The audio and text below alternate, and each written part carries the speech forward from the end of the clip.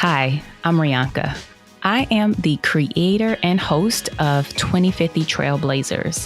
2050 TrailBlazers is a podcast which directly addresses the lack of diversity in the financial planning profession by engaging industry experts and leaders in conversation to encourage cultural awareness, cultural perspective, and ways to make a measurable impact.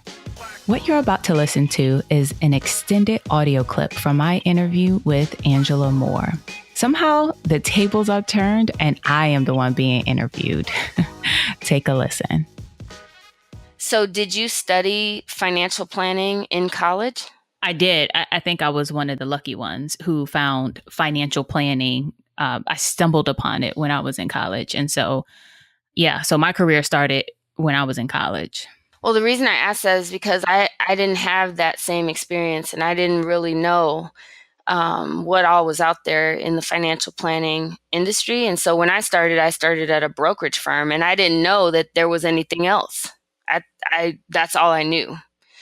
And so I think that if I had known that there were actual financial planning firms and that there were all these different types of careers you can have in this industry, that I wouldn't have been so stressed out and so worried. Because I think once you're in the door, the key is learn as much as possible. Yeah. And once you have your Series 7 or, your different licenses and you kind of you're in the business and you've learned the basics, then it's quite easy to transition and go elsewhere. But I felt trapped because I just didn't know any of these other things existed until much, much later. So when, younger people who are just coming in the business, they may feel the same way. Like, if I fail, it's the end all of the over world, and it's the end of the world. And if I lose my job from this large broker dealer, it's the end of me. But there's just so many opportunities. I always encourage people to join the Financial Planning Association because that's one of the things that has opened up my eyes a lot. And I've only been in FPA for 2 years, but you meet so many financial advisors doing so many different things that you're like, oh, wow. Oh, everyone's doing something different. And also there's tons of opportunities. I've been offered a job numerous times just being at an FPA dinner.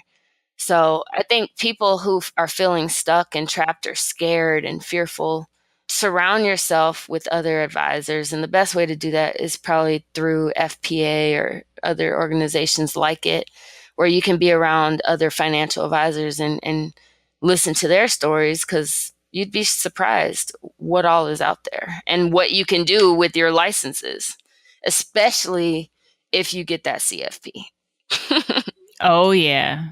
Having the CFP was one of my proudest moments. I literally dropped to my knees and I started crying when I finally found out that I passed, because I failed the first 2 times I took the exam. And it was because I wasn't ready. Like, it was more so of like peer pressure. Everyone that I graduated with from the CFP program, they were taking it in November and we graduated in December. We started working in January and everyone was going to take it in November of that year. And we started studying over the summertime. But in between then, I was moving, I was planning my wedding, I was actually getting married.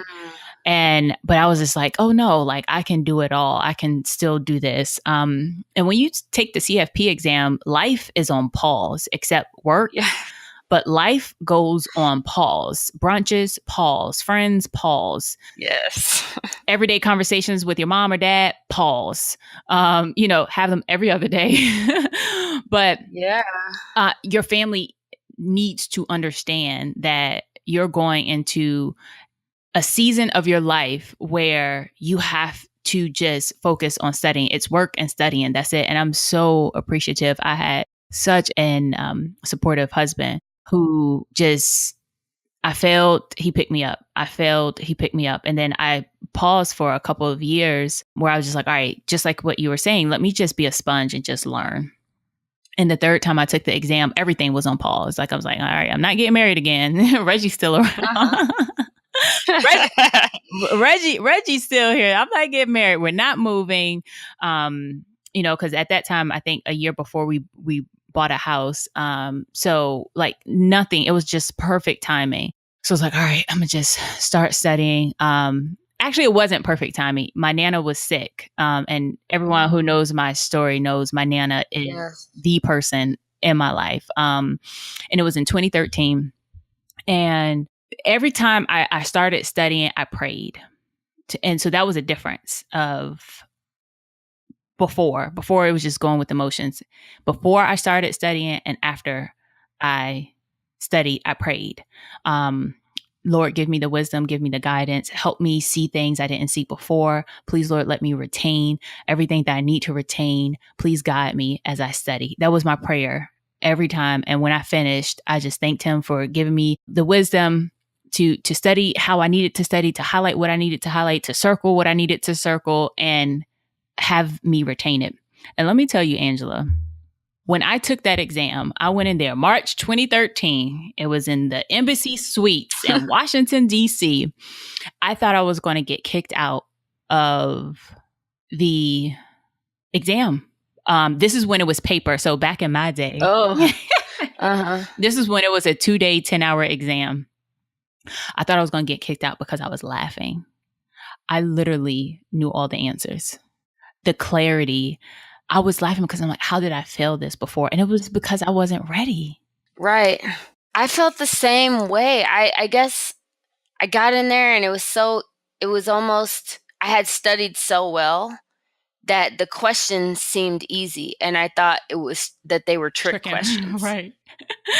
Yeah. And so I was just like, wow. So I left that day and, Reggie was like, so how do you think you did? I was like, babe, I think I passed this thing. And also back then we had to wait about 3 to 4 weeks before we got our exam. Ooh. Yeah. No, thank you. 3 to 4 weeks before we got our results. And this time around, I was just so scared. And so you talk about how, when you were in the, going through this, you would take lunch breaks and go into the car and listen to, music. Mm-hmm. I did the same exact thing. Every day I would listen to a song by Mary Mary called Go Get It.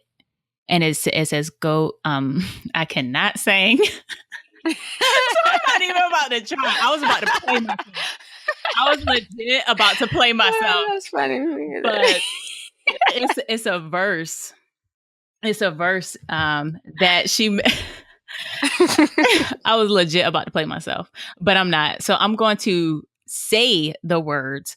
And Facebook just reminded me about this a couple weeks ago and I reposted it. So this was 5 years ago when I found out I passed the exam. Hold on, I'm pulling it up now. It was a verse in the song and I would sing this every single day as well.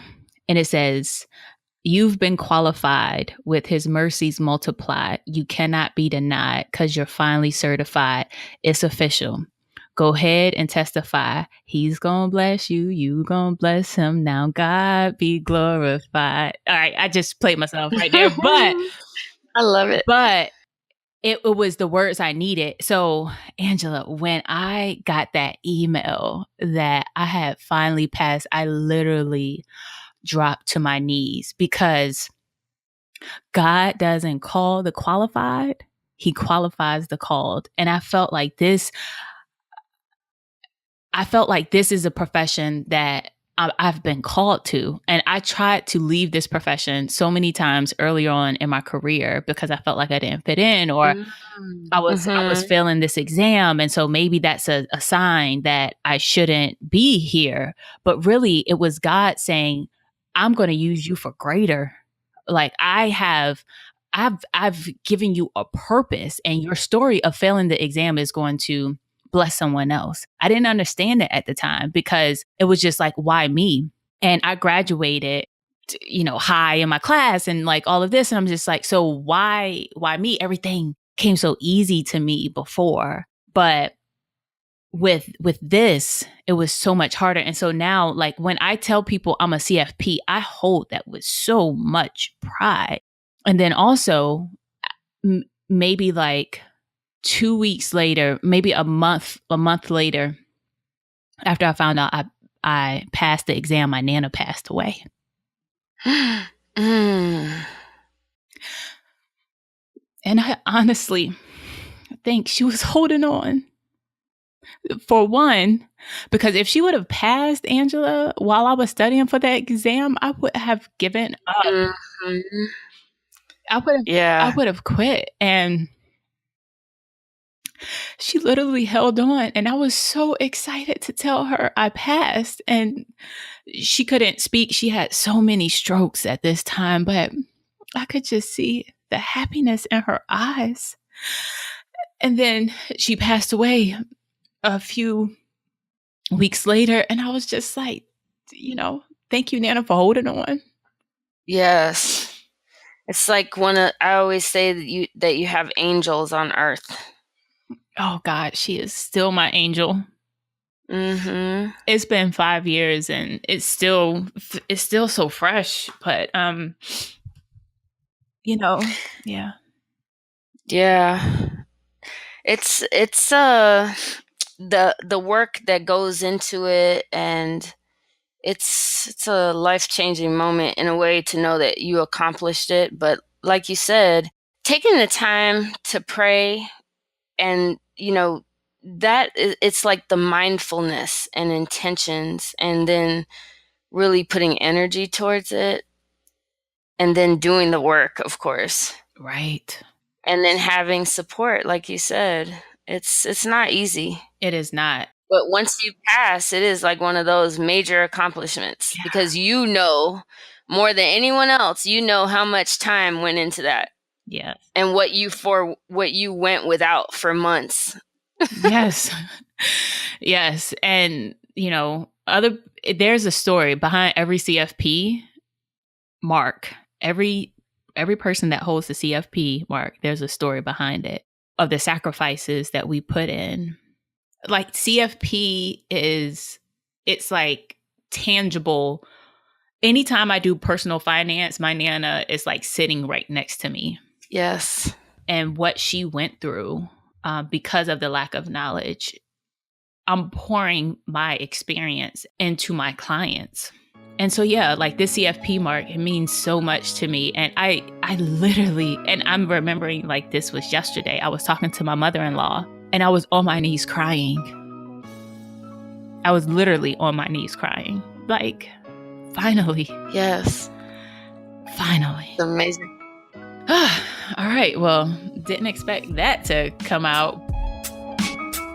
If you want to hear more conversations like this or get involved in making a tangible impact, head over to 2050trailblazers.com. Also, if you want to stay up to date on the latest episodes or catch up, we're available on Apple Podcasts, Google Play, Stitcher, SoundCloud, and Spotify. Don't forget to subscribe and tell your friends, because we're all a part of this conversation.